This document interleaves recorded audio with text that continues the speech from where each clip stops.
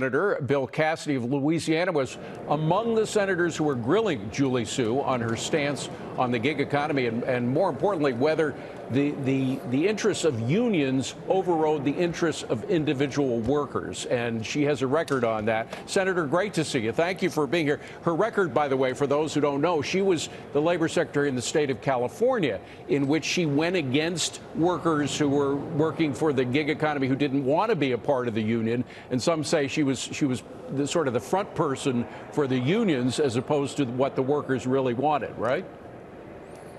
Oh, absolutely. The fact is that she has shown an hostility to the gig economy. The exceptions that were subsequently passed to what is called AB 5, the California law that would have regulated the gig economy, the exceptions were longer than the law itself. There isn't kind of an understanding that we're no longer in an economy like 1920. We now have an economy of 2023. And the fear is, of course, she wants to bring that model and that mindset to national legislation as opposed to leaving it in California where it really has not worked that well. And, you know, we don't usually talk a lot about heads of agencies and departments and so forth. But what's happened since the House became a Republican majority is that the president has kind of doubled down on pushing his views, or the views of whoever is coming up with these radical views, pushing them through regulation rather than through legislation. And that's why this appointment and others like it are so important, right? It really is. David, you can do things through rule that have to be challenged through the courts. It takes 2 to 3 years to successfully challenge, but by that time the business community has made the investment to adapt to the new rule. It is as if the rule was continue to be implemented even though it is not. Now, we're not speaking about deep-pocketed multinational corporations in this case. We're speaking about individual workers. We're speaking about people like you and I who will pick us up from the airport, one guy told me he's making $500 a day. He works a 12-hour day. What a work ethic. He's working for Lyft, Uber, and DoorDash, wow, all three, and then he clears that money. Now, he is making it work. That business model is threatening to some.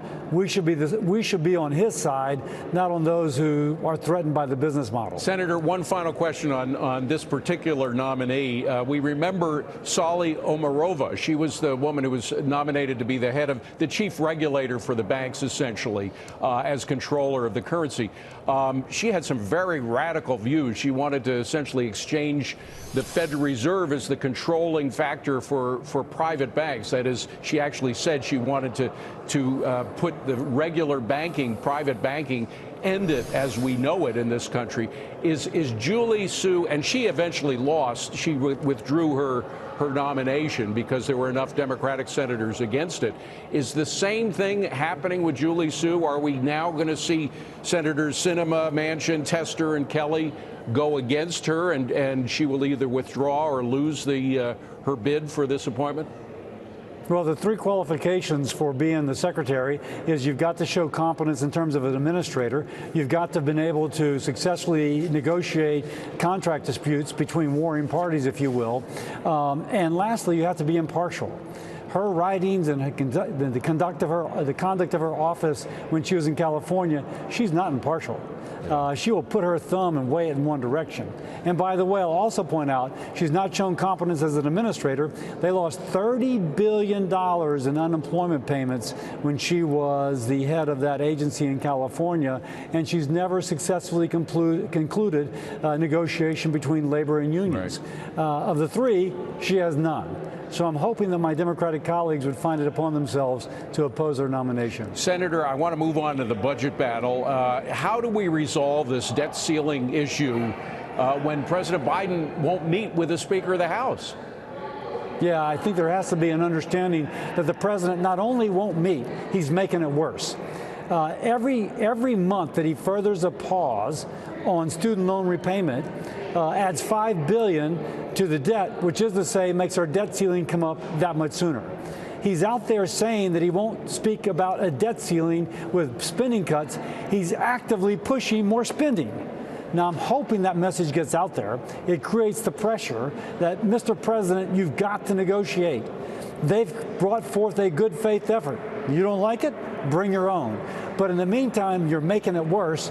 You're not just saying, oh, don't do anything, you're making it worse. And as the kind of public pressure is exerted on a president making our debt ceiling problem worse, hopefully he'll come to the table. Now, Speaker McCarthy wants to extend the debt ceiling for a year. The problem with that is that would put another debate over the debt ceiling right before the 2024 election. Are you against Speaker McCarthy's attempt to make it a year deal? I'm willing to give McCarthy some latitude. He's got politics within the House. He's got a president who doesn't want to do anything. And so I'm willing to give him some latitude. I see the point. Having it arise just before the presidential election would be critical. On the other hand, I don't think any leading presidential candidate is addressing the issues that are really before our country right now in terms of the economy, the debt and deficit and spending. So maybe this will actually force that conversation. Senator, I want to squeeze another issue in, as a doctor, this is a particular interest to you. Randy Weingarten, the head of the teachers union, the AFT, is going to speak before a subcommittee in Congress kind of about what her role was in terms of telling the HHS how to deal with school closings. A lot of people think that did a lot more harm than good. What are your views about that? Yeah, I'm looking forward to that. Emails released by Freedom of Information Act showed that her organization and she were lobbying the CDC to extend lockdowns. Lockdowns that we know were not being guided by science, and lockdowns that penalize children who are no longer attending school in person and lost 2 years of education, particularly poor children. It is a terrible record to defend, and that we know she did because of Freedom of Information Acts. She can deny it, but the emails tell us the truth. Well, she not only defended it, but she managed to get close to $200 billion in COVID relief funding for K through 12 in the United States. Should that be looked at more closely than it has been about exactly where that money went? It is clear, yes, absolutely, number one. And number two, it is clear that Ms. Weingarten and her organization were more about the stakeholders and less about the children. Republicans are for the children, and any policy we have in the future should be about the children first, not about the stakeholders. Senator Bill Cassidy, we thank you for coming on. Appreciate it. Thank you, David. All righty, well, coming up, President Biden